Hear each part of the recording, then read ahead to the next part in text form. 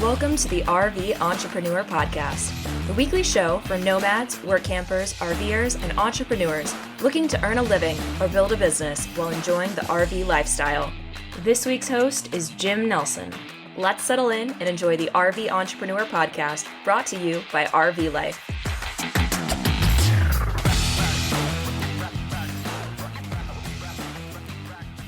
This episode is sponsored by Wholesale Warranties.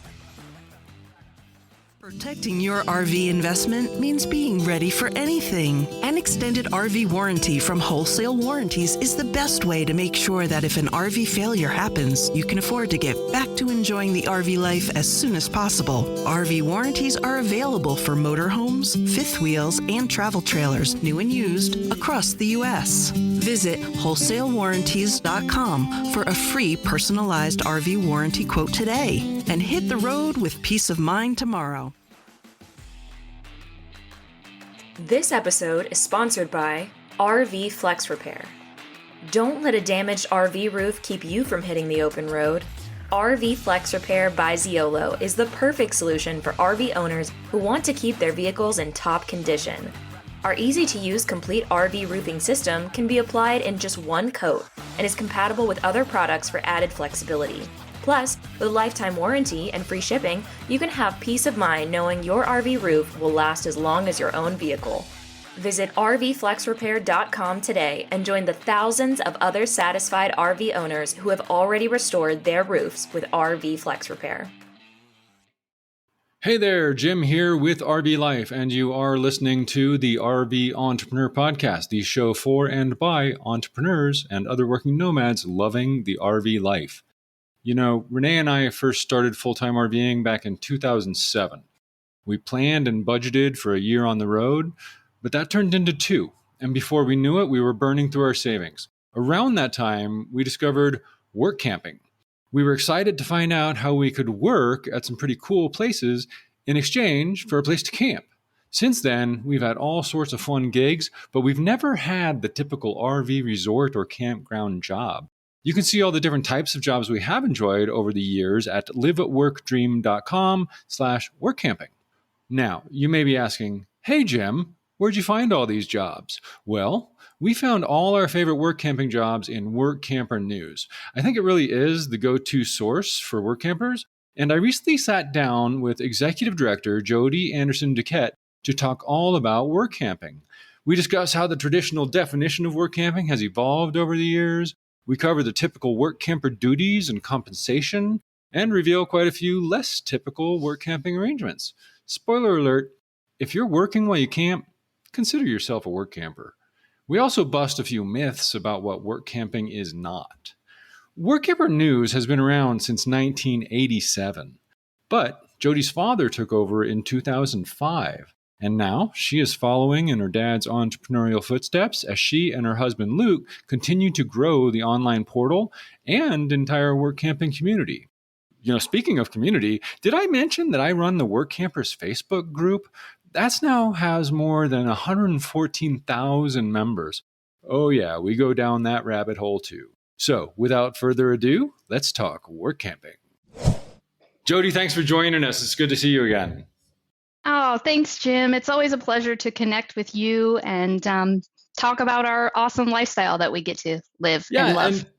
And a big part of that lifestyle since we first met long ago has been the work camping thing. I manage a big work camping group, and I consider Workamper News kind of the go-to source for all information and getting jobs and posting jobs. But before we go there, I like to ask all my guests these 2 simple questions, and it's a really quick Q&A, kind of like a lightning round. So when did you first start RVing, or where did you discover the RV life, and what's that look like now? Yeah, absolutely. So my husband and I officially became RVers in 2013. We acquired our own RV in 2013. We had kind of rented and dabbled a little bit before then. But even as a youngster, I was not an RVer. I didn't even know how to spell RV until my family got involved with Workamper News. So in 2013, we acquired a fifth wheel and just really fell in love with that. And once you get an RV and you also still have a house, sometimes you're just like, why do I have two houses? So we came upon that, decided to full time for a while. So we full timed for about 4 or 5 years, but have since got out of it. And we are now just part time RVers. We do a handful of trips a year. We're just pretty involved with the business. It's a little harder to get away Sure. than it used to be. So we've had the big fifth wheel, then we went shorter to a Class C, and now we've gone even shorter to a 27-foot travel trailer. So we're perpetually getting All smaller, right. but it's great. We love it. So I understand you're following in your parents' footsteps, entrepreneur wise. But what do you think it takes to be an entrepreneur? Yeah, and that's a very interesting question. And I think there are, similarities that a lot of entrepreneurs have, but also, some differences. I think you can make it work with a lot of different personality types and traits, but as an entrepreneur, you're kind of in it 24/7. With the typical 9 to 5, you go to work, get the job done, and then you can check out. But as an entrepreneur, I feel like your brain is just in it all the time. You're brushing your teeth thinking about, oh, I should do this marketing campaign. You're mowing the grass and you're like, oh gosh, I had customer support something or other, or this website could do this thing and that might bring in more income and da da da da da da. So it's like it's just a never ending, constant goings on, talking in your mind, all the time. So if you are someone who just wants to do some work, check out, and not have to think about it, business ownership maybe wouldn't be the right, comfort zone for you to be in. So I can totally relate. yeah, take some dedication. So let's start from square one here with the whole, we discovered Workamping years ago, and then we discovered Workamper News, and that's where we found our first job and our best job since. But yeah, that was a long time ago. What do you consider the traditional definition of Workamping, and how has that evolved over the years? sure. Well, work camping, as defined by the creators of the term, the original creators of Workamper News, is doing any kind of part-time or full-time work while living in an RV.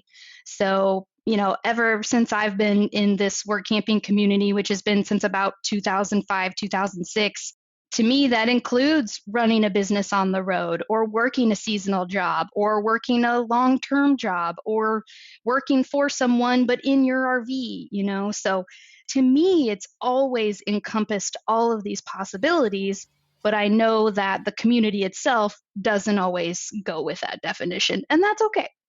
Sure. It has evolved as I've seen it. Like when we were first introduced, it meant working in exchange for a place to camp. And those were the first couple types of jobs we've had. But in the past, decade or so, with the growth of gig apps and side hustles and like, for instance, us starting to do our own business, I agree. It's like working wherever you camp, no matter what that work may be. So let's talk about the different kind of opportunities that are available to work campers. What kind of advertisers do you get in Workamper News? Yeah. So the most, classic work camping gig is working in a campground or RV park. That's certainly what comes to mind for most folks when they're thinking about or hearing about this work camping thing. So that's going to be the majority, or just other entities in the outdoor hospitality industry, whether it's, retail operations in tourist towns, tour companies, can even expand into amusement parks, places like that. But it really runs the gamut. We see all kinds of interesting things, coming through. So I hope people can dig into what really is out there, not limit themselves to just looking at one resource, because there is such a wide variety of things for people to get into. I bet every RVer out there has, had a guide take them to their site or been parking in a remote campground where a host came around. So those are the traditional type. Talk about the duties of those people. They've often been presented as like his and hers, but now they're more like indoor and outdoor. So what are those traditional type of jobs at parks and resorts? Yeah, for sure. And it's going to depend on the resort. You guys have all been to them. One campground barely has an office Right. and, maybe there's no bathhouse or anything. So it's really just someone kind of on-site security, keeping an eye on things, dealing with check-ins, some questions, etc.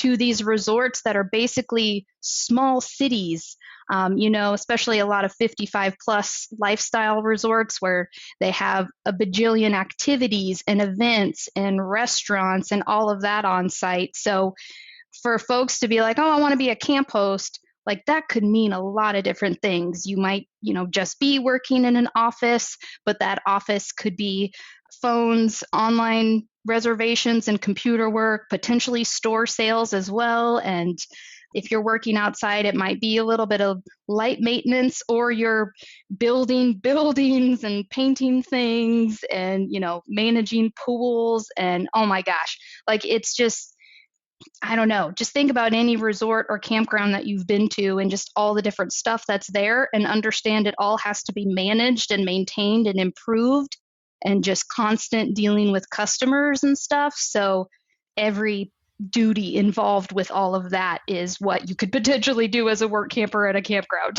And then some, right? You mentioned Oh, activities. So they need activities directors. We've seen the mm-hmm. food service jobs from, making the pizzas to running a restaurant or a bar.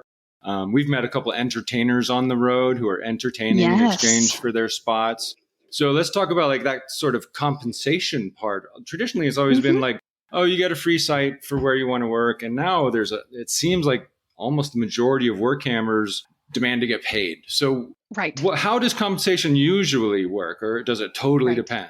Yeah, you're right in that we've seen kind of the scales tip a little bit, where it used to be more just working in trade for an RV site to now we're seeing it's more like 80% of the job listings that we're seeing are providing at least some hours paid or all hours paid wages, typically in addition to an RV site.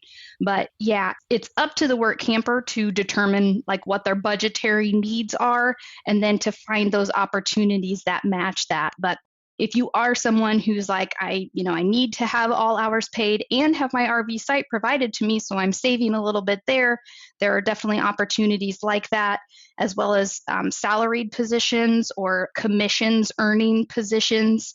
But if you are someone who is like, you are running a business on the road, so you kind of have some other residual income from other activities that you're doing. So you don't necessarily need to earn more income, but having that site cost savings, just working maybe 10, 15, 20 hours a week to have that RV site not be coming out of your pocket all the time, then you're getting into the volunteer realm and stuff like that. And oftentimes, we've heard volunteers do feel a little more appreciated at the positions that they're taking. It's typically going to be, government run operations, maybe nonprofits, et cetera.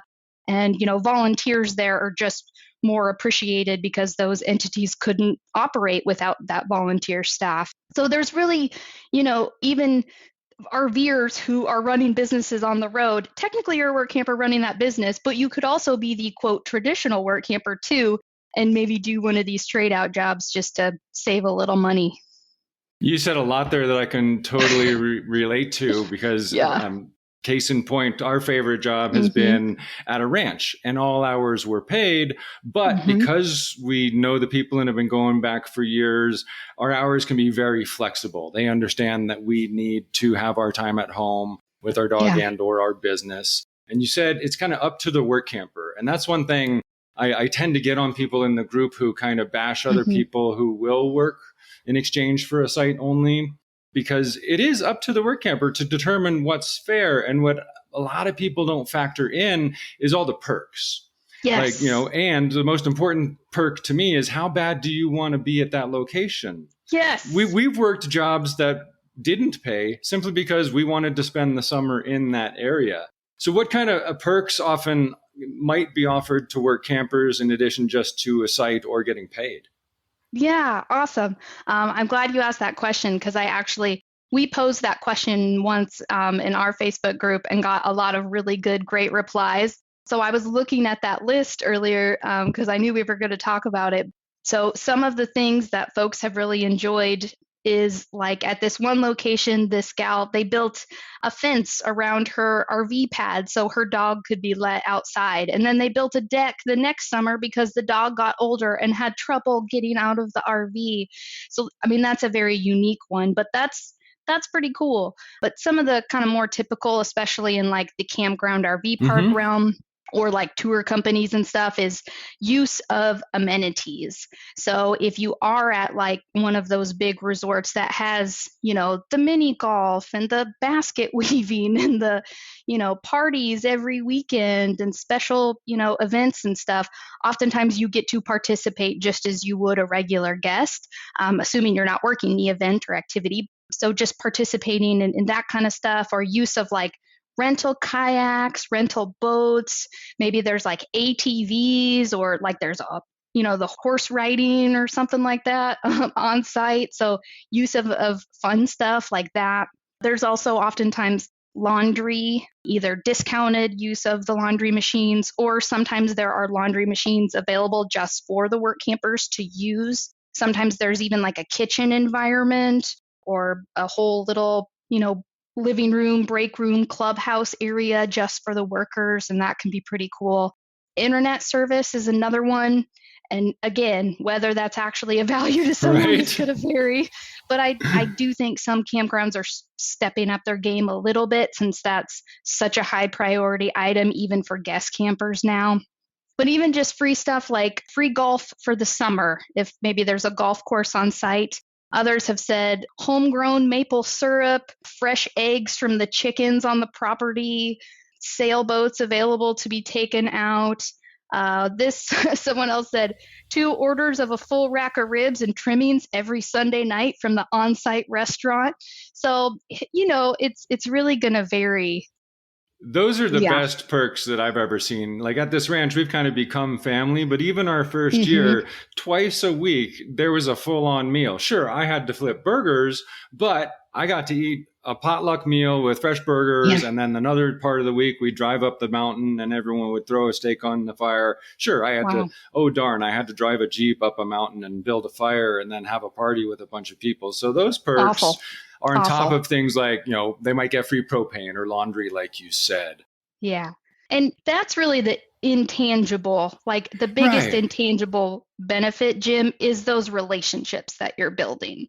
I mean, that's what we hear primarily from work campers, is a lot of the reason they do this is because of the people they get to meet and get to know and become lifelong friends with sometimes. I agree 100%. And too often I see new work campers who discover work camping because they need the money, which is totally fine. Yeah. They get down on the fact and they start doing the math and they say the site costs this much a month. And then you don't realize that you're also getting all these other perks. So, even if it's just the site, guess what? That's compensation. And you have to deduct that from your math before you go say it's only $2 an hour. Right. But speaking of hours, for Renee and I, hours are important. So scheduling is important. We work and run a business from the road. But for the longest time, there's been this misconception that work camping is for retired couples. So how can like working age nomads benefit from being work campers? Yeah.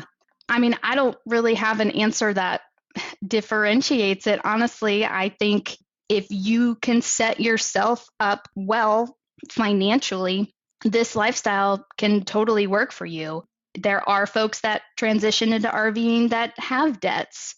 Some of them transition and don't. I don't think you necessarily have to have residual income from Social Security or pensions or whatever. I don't think that's a must-have for living this lifestyle. Again, it just comes back to what we talked about. You need to know what your monthly budget is, live within that monthly budget. If you're going to set it, stick with it, and then find those opportunities that are a match from it. I mean, we see compensations varying anywhere, like you said, once we do the math, factoring in if there is a site provided and stuff. Some of that stuff, it's hard to assign a dollar value to once we're thinking about laundry, propane, et cetera, because it's going to depend on usage, blah, blah, blah, blah, blah. So it might be hard to get that really exact, but it's going to be anywhere from, minimum wage up to $30 an hour. And if you do go somewhere that provides you with a seasoned end bonus, or maybe you're earning commissions, selling those Christmas trees or campground map advertising, et cetera.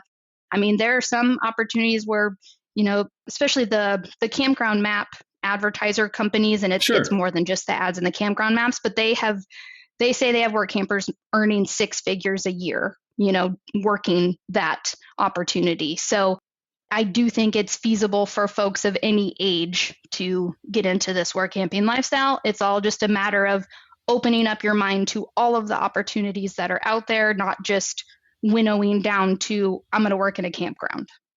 Right. And you mentioned kind of these opportunities to actually earn a fair amount of money, like the seasonal jobs, like a beet harvest. That's a lot of hard work in a very short period of time, or selling Christmas teas. People can walk away with thousands of dollars in a very short period. But I got a lot of flack in the Work Campers group a while back because I mentioned that work camping wasn't a career. Sure. It's kind of a semantics thing, but I view like work camping as the mode or the method towards something, whereas RV resort management would be the career path. So, Sure. What do you think of work camping as a career or not? Can someone earn enough to support their lifestyle, save for the future, and advance their position along in the industry while work camping in a traditional sense? Because you did mention, RV resort managers. Yes. Yeah. I think so. I think though work campers, when they're, at least first getting started in the lifestyle, they get into the lifestyle because they want to move around and they want to see stuff. So in that regard, doing all that movement traditionally doesn't equate to getting with a company and moving up in the ranks.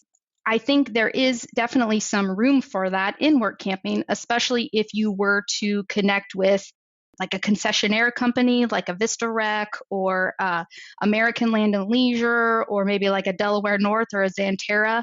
They operate in multiple locations around the country, and they have varying positions within their operations. And so we've known work campers that start out as the, grunt work camper, just doing the hourly job, working in the store at Yellowstone General Stores. But then maybe a couple summers go by, then they're a supervisor. A couple more summers go by, then maybe they're actually now part of the HR team recruiting other work campers. So I do think there's room for a work camper to really get involved with a specific entity that utilizes work campers and move up into different positions with that company. Do I think there's a lot of that? No, but it's definitely out there. But for any work camping job, it's important not to burn those bridges. And if it's coming to an end, you want to leave that amicably. Hopefully, leave with some good reviews. Because case in point, Renee and I have been work camping more or less for 16 years, but never had the traditional RV resort type job. We worked at one RV resort where we were kind of a special teams, and the owner came by once a week and said, "This is your project for the week. If you finish it in one day, you're done. Otherwise, work 2 days and you get the rest of the week off." Oddly enough, he showed up one day and said, "I don't own this place anymore. Thanks. You've been great. Contact me anytime." And he had 5 RV parks. And we're tight. And if we ever want to work at any one of those parks, we know we can get in there and it's all about building those relationships with the employers. But when it comes to, getting those jobs, let's talk about resumes for a minute. Because I know the benefit of having a good work camper resume, and you guys have a great tool for building a resume online that Thank you. The employers see, like this little pool of the best work campers out there. But how does a work camper resume differ from someone who is applying for a job and doing an employment resume? We get new work campers in the group who want to list everything on their resume from their colleges and their career. Right. What do you want to put on a work camper resume to get a work camping job? Right. Yeah, I do think folks can take a step back and, try to keep it more like a page or two instead of maybe the 4 pages. And I think mostly because like we talked about, a lot of typical work camping jobs are, entry level type positions. You're going to be trained on the job. It's not going to require a lot of specialty experience, etc. So really what I recommend that work campers focus on is what their skills and abilities are. Not so much, I worked this job from this time period. Okay, that's great that you did that. What are the skills that you acquired that would apply to the types of jobs that you are interested in doing in the future? And even what did you do in your home life and your community life and with your kids? Like a stay-at-home mom even has tons of skills, from Sure. managing schedules, managing a household. Maybe she was part of the PTA and was the secretary and handled money. And, so you can think about all these different things you've done in your life and just what skills those have given you. And that's what you should put the most focus on. Because when an employer is looking at your resume, they're going, what's in it for me? What am I going to get out of this person? How is this person going to make my operation better and my life easier? And oftentimes, the businesses that are recruiting work campers don't have an HR person or an HR department whose only time is spent talking to people and looking through resumes. Oftentimes it's an owner manager who has 80,000 other things to do, and they need to get through these things a little bit quicker to get some communication going and try to get people hired. So being a little more succinct and focusing on those skills and what you bring to the table, I think is kind of most important. And trying not to overwhelm them. I know there are a lot of professional people that are transitioning into the lifestyle. I've been a CEO. I've worked for Fortune 500 companies. I built this thing from the ground up and managed 1,000 people and da, da, da.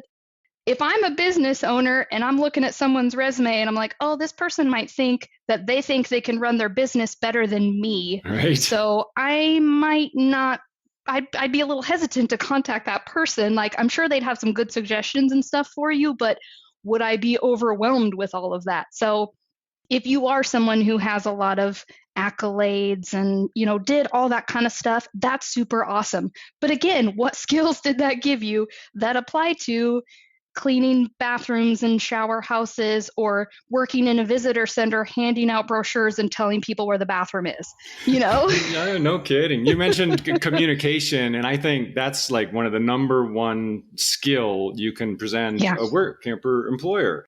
Yeah. Are you able to communicate? Are you able to follow directions and not think something is below you?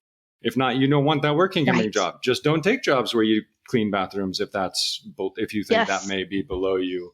So we talked about a lot there, and what I see is that some people join our work camper group and they say, "Got anything in Georgia?" Or hey, looking for work in Virginia, or I'm new to this. Where can I get a job? It's like to be able to communicate where you want to work, but more importantly, what you have to offer the employer, I think is most important. Yeah, absolutely. And I think work campers that do take a little bit of time to evaluate, where do I want to go? What types of jobs am I willing to do or not willing to do? Like the folks that are taking the time to kind of iron that out are in essence more professional work campers to the employer, but there are all type of employers out there. An employer might see somebody who says, oh, I want to work in Georgia. And they're like, great, awesome, I'll hire this guy. And that's fine. But, it just depends on what kind of employer do you want to work for? Do you want to work for the good old boy who takes anybody that fogs a mirror? Or do you want to work for an entity that has some systems in place and prefers, that you follow them and stuff like that? So it takes effort. Like you can't just be like, okay, I'm in my RV, somebody give me a job. Like they don't just fall out of the sky. It helps to provide some initiative. And one thing I've noticed is in the work camper group, there's been people who have been putting together some real nice resumes, photos of themselves, photo of the rig, and just the kind of skills we were talking about, initiative and that sort of thing. And I tend to see those get posted and we don't hear from them again for a long time. The people who say, looking for something in Georgia tend to post every week. So I'm doing the math there and seeing employers going after those people, and those people with the nice resumes aren't coming back until they want their next job. So tell me a little bit about the awesome applicant resume tool. I mean, there's Yeah. plenty of ways to go and build your resume on Right. Canva or whatever and show some pictures. But what is Yeah. that tool, the Awesome Applicant? What does that do for both the employer and the Workamper? Yeah, absolutely. Yeah, those splashy resumes are a great introduction to utilize in some different ways. But with the Awesome Applicants resume database at workamper.com, when a Workamper member fills out and creates their resume in that database, it then can become available to employers who are searching said resume database. And there are employers out there who never advertise their jobs. All they do is go into our resume database, like the person at Vickers Ranch did, and find all of their work campers that way. So it allows, the work camper to have employers coming to them. And it's one of the things that a work camper should do if they are wanting to try to open themselves up to the most opportunities that are out there. Because like I said, there are some employers you will never see them advertising. And with our easy to fill out, you fill in the blanks. It's not, oh my gosh, what am I supposed to put on this thing? I haven't written a resume in 20 years. What am I supposed to do? Fill in the blanks. Click save. It's really pretty simple. And eventually, as we're working on revamping and enhancing the tools and services that we provide, eventually we will be able to programmatically get into, matching the work campers with the job listings more easily. So you input some stuff on your resume, we're seeing, job listings coming in. This job listing matches all these points on your resume, and we can more quickly say, hey, we think this opportunity is going to be right for you. So that's where we're leading with our services. We're not there yet, but we're going to get there. Cool. And I can attest that it is indeed awesome because you can add a little video in there, you can add a photo, Yes. and you can save it and shoot that PDF off to some other employer that might not be in the database. But speaking of photos and videos, I've seen flack sometimes from people who say or who are kind of opposed to the fact that employers want to see a photo of them or a photo of the rig. Personally, it's no different than being interviewed in person, and in that case, they would see you. But why do employers want to see a photo of the rig or the people? Yeah. Like I said, we've heard that too. It's illegal for them to ask for photos. And I'm like, well, I've been through all, the EOC information and read the websites and stuff. And I didn't see anywhere where it said they couldn't. It's recommended that they don't, but it doesn't say that they can't. So if a work camper doesn't want to provide photos with, a resume or some initial communications or whatever, then that work camper should be prepared to at least do a webinar or FaceTime, Skype, whatever call with that employer, or be required to visit them in person to do an interview, which doesn't work out most of the time because typically you're not within the same vicinity. So especially if it's going to be, a position where the work camper is going to be interacting a lot with the public and with customers and stuff, like they just need to see that, you are a real human and will be able to communicate and talk well with others. And, yeah. It just comes back to the communication and having nothing to hide, and you want to work out with your employer, so you don't want to have any surprises when you get there, right? Exactly. And that's you're right when talking about with the RVs as well. There are some parks that are like motorhome only or something like that. And it's like, well, if you have a travel trailer, like, sorry, that means you're not going to be able to work out there because technically it's a motorhome only resort. That's how they choose to have their business. And so that's what it is. So, and you don't want to waste your time communicating with an employer that's not providing what would work best for you. So it is, just another way for both parties to make a further connection so each party can best say, this will be good, this won't be good, kind of thing. And hit the ground running when you get there. You definitely don't want surprises when you show up across the country to take a job, which we've seen, because some parks ban certain dog breeds or are 55 and over. So let's talk about families on the road. I'm seeing a lot more families out there traveling, might need a work camping job. Do you know what challenges families looking for work camping jobs might have, or what opportunities might exist for them? Sure. Probably just mostly, my impression is that mostly just finding the right environment that they're going to be comfortable in. And it's going to depend on the family then. We know as we've seen some families communicate that they tend to go to work for entities that are like the Jellystones, the KOAs, where they know other kids are going to be around and will have kids to play with.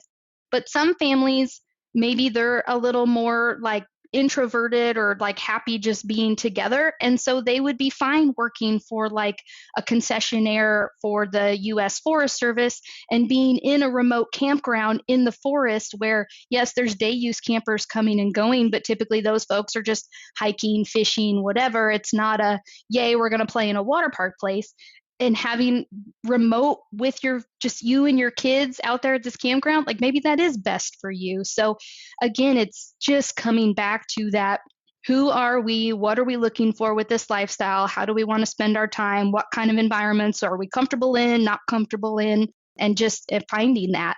And scheduling probably is a big factor for families, especially if the kids are, under 12 or 13 and, can't really be left on their own comfortably. So finding that alternating schedule for parents where somebody's always going to be home with the kids. So that's just an instance where that work camping family needs to make sure, during that interview process or whatever, and especially in, getting a work agreement, laying out that schedule and doing what they can to make sure they can stick with that schedule. That's really important too, is the scheduling. And oftentimes maybe only one of the parents can work. It all comes down. My common response is every job is different, Exactly. So just got to work with the employer and tell them your needs. But if one of the parents works or has to stay at home, or the growing number of van dwellers and solos out there, even tent campers out there, what kind of do you know of any like less traditional gigs? Traditionally it's always a couple. The work camper always, the employer always wants a couple, and we could talk about that. That's simply just you get two people for one site. But let's talk about that and or solos. Why do they always want a couple, and what opportunities are there for solos? Yeah. So what we see with the job listings coming through our system is 75 to 80% of the employers that are advertising say they consider solos. So I think when folks are utilizing other resources that are out there that are maybe a little more limited as far as the type of opportunities being posted, it does feel a little more like, oh my gosh, it's just couples. What the hey? Mm-hmm. And if you are looking at that RV park campground business type, then their product is that RV site. So like you said, if they can get two workers and they're only losing one site out of their rental pool, then that's a better value for the employer. So as a solo or maybe a family with only one person wanting to take the work camping job, looking at opportunities outside of that traditional RV park campground, that's going to provide you with more options. And as far as going back to like, if you are in maybe a more specialty RV, whether you're, tent camping or maybe a pop-up or something like that, something that's a little less like hard-sided and, you can't necessarily handle every type of weather and wildlife and stuff. So there are about 10 to 12% of opportunities offering housing. So if you are, well, I'd really like to be in the national park for the summer. Well, you can, but you might need to stay in like the dormitory style housing, which is fine unless you have pets. So, so there's always like, yeah, this sounds good. And then like one more factor comes in and you're like, sure. So yeah, it is just a matter of kind of doing the research. And I know Yellowstone often they have some dormitory situations where they'll provide housing. And I know some of the warehouse jobs, I think DigiKey will actually put people up in hotels during the key season. But if you're traveling with multiple pets, that often doesn't fly very well. So it's just a matter of communicating again with what you have and who you're about to work with. Yeah. And if the employer is one, like, like we were talking about where, the campsite isn't their product, like that's going to give you more flexibility typically on the type of RV that you have. And especially if it's somewhere nicer, like I immediately start thinking about like Bolin travel centers. They have travel centers all throughout Arizona and New Mexico, and they've created little RV parks at each of the travel centers. And it's just, there behind the travel centers. It's not, on display or whatever. So, and the weather there's typically not going to be like super cold, it might be pretty hot, but Right. you can typically kind of manage things a little better. So, yeah, I know I can't say exactly like these are jobs for tenters, these are jobs for yeah. And I It's hate to, really going to it's vary. not a judging thing when you have No, a Class A no. resort where there's a paper on the stoop every morning and a manicured lawn. They Hmm. might not welcome schoolies or painted Right, schoolies, all like the Partridge right. Family, but jobs exist for these people and they're out there if you Yes. just keep looking and, turn it Yeah. down and move on if it's not right for you. But Yeah. can you think of any other myths about work camping that we haven't talked about yet? Is any kind of things that misconceptions or myths? Yeah. We've done pretty good covering quite a few bases. We talked about it, it's not just for couples, it's not just for Right. retired people. You can get paid, it's not just for trade. So we Yeah. might have covered all bases there if you can't think of anything that's screaming at Yeah. us right now. Maybe one thing, I guess, is just that it is still work. I, Right. It's not just camping. right. It's not just riding around on a golf cart with a drink in your hand in the campground saying hi to people. Like, I mean, maybe there's like one position out there in the whole country, but the majority of them are not that.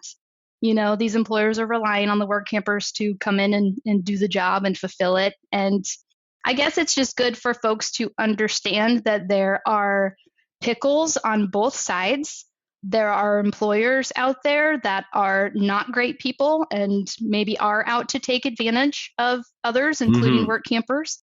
But there are also work campers that are out there who are looking to take advantage of employers and steal and leave in the middle of the night and take multiple jobs, but only go to one of them and Right. not even contact the other employers that thought they had hired them.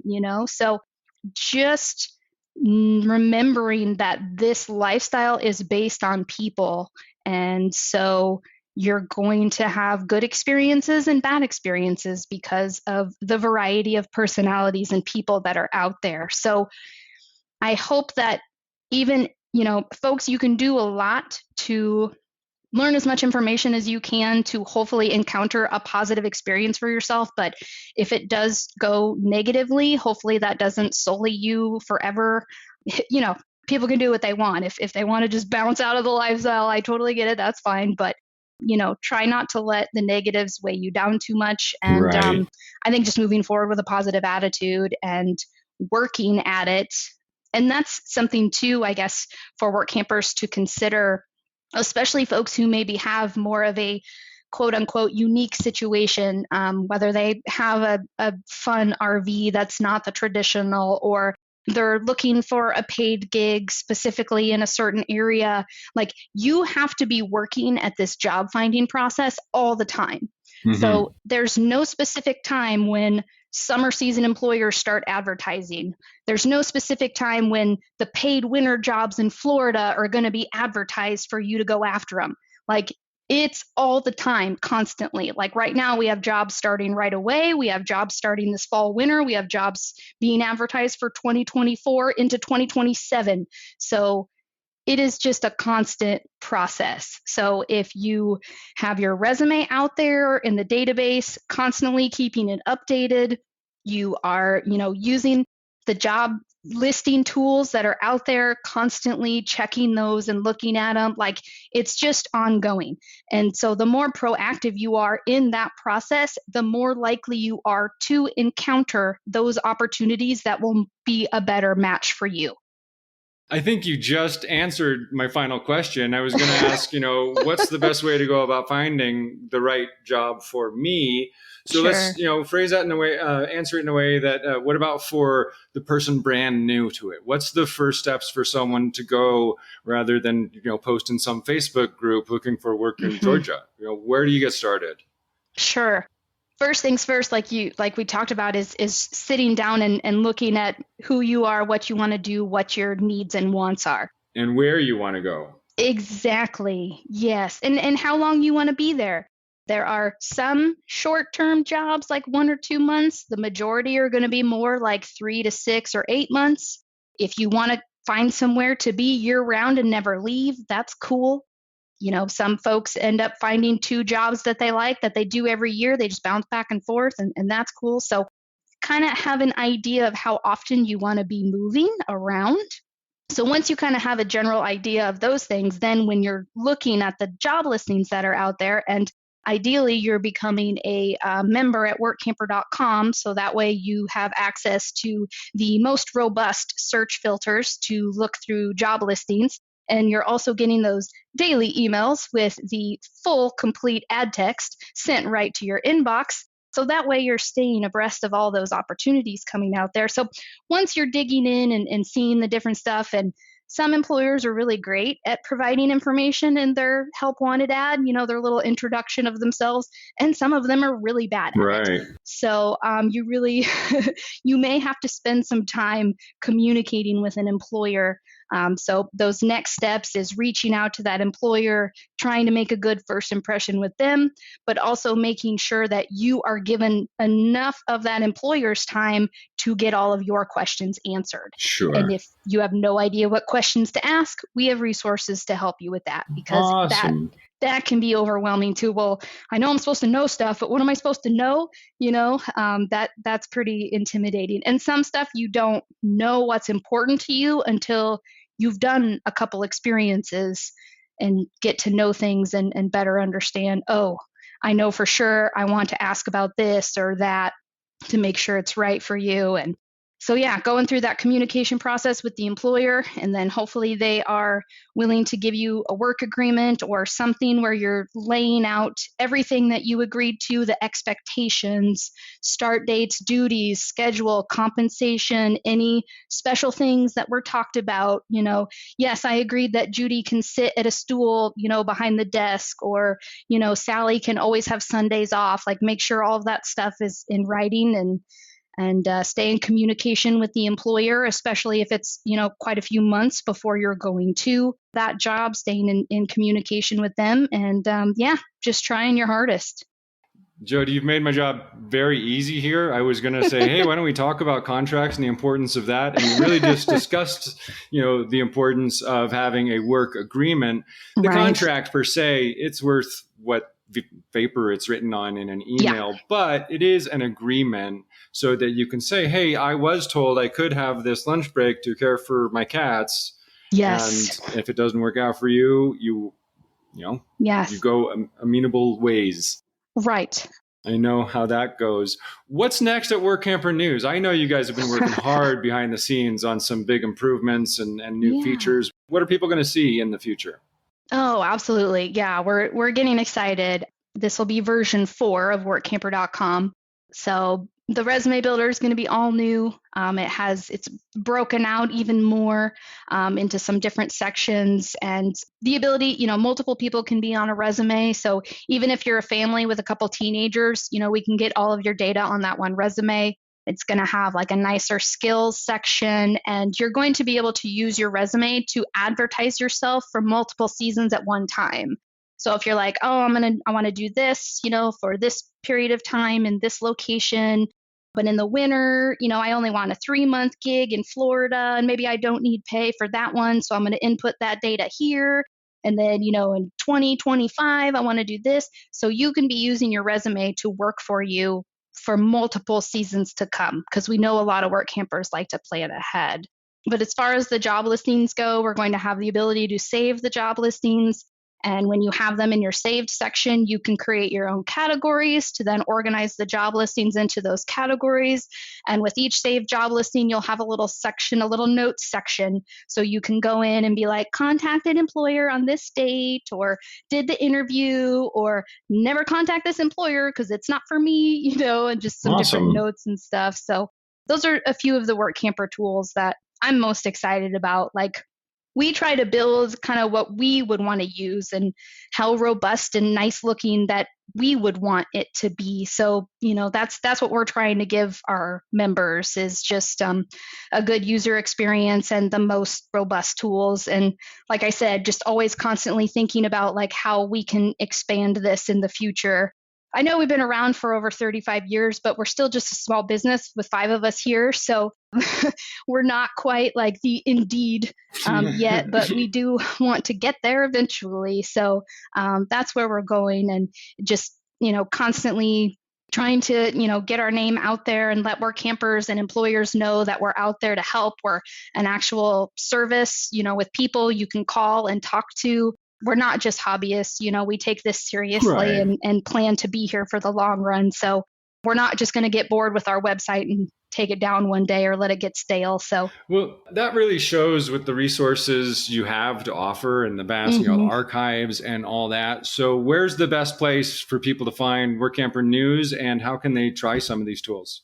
Sure. Yeah. Thanks, Jim. Workamper.com is our online home, our workampernews.com, and we spell it WORKAMPER.com. Why the original creators didn't keep that C in there, I don't know. That's just what they did. Workamper is our trademark. But yeah, so workamper.com, you can join the site. Right now, we have a free 30-day trial of our popular level of membership that has the resume builder and the job listings. If you do want to go ahead and jump into that yearly membership, hop over to liveworkdream.com for a code that gives you a couple bonus months if you're ready to dive into that yearly membership. And it's really a pretty minimal cost overall. You don't have to pay to find a job. We do provide all of our job listings at no cost, but it will be on a delayed basis. And it'll be the same way with the new version of the website too. So we have job listings that are coming out each weekday. We have featured employers. I do webinars with employers here and there that share about their job listings. We have a weekly podcast called The Workamper Show. You can subscribe to that in your favorite app or go to workampershow.com. We've got lots of online courses, articles in our media library. We publish articles to our goneworkcamping.com blog. So we know that we feel more confident when we know and understand how to do something. So we are also focused on providing the education to help you guys okay, I know what to do, I can move forward, and you're more likely to have a positive experience. So that's why we just have so much educational stuff too. So yeah. So I can personally attest to that. We're going to have links to all of this in the Cool. show notes. And Jody, I can't thank you enough for sharing all this information. Keep up the good work. Thank you so much, Jim. Really appreciate you and Renee as well, and everything you guys have done for the work camping and RVing lifestyle. And appreciate, RV Life and RV Entrepreneur for having us on. And hopefully this, those of you who are already living the lifestyle and operating businesses, maybe this is a little supplement you can add on to the lifestyle just to make it a little easier on that pocketbook. For sure. Keep on living the life we love to live. Amen. Thanks again. Thanks, Jim. Appreciate it. Many thanks to Jody for her time and everything they're doing there at Workamper News. Check it out at workamper.com or get complete details and a promo code for a bonus issue and any current promotions at liveworkdream.com/workcamping. And connect with 100,000 plus other work camping fans and employers in the Work Campers Facebook group. As always, let us know how we're doing and what you want to hear about in the RV Entrepreneur Facebook group or at therventrepreneur.com. And don't forget to check out our sister podcast to explore the RV lifestyle with Dan and Patty at podcast.rvlife.com.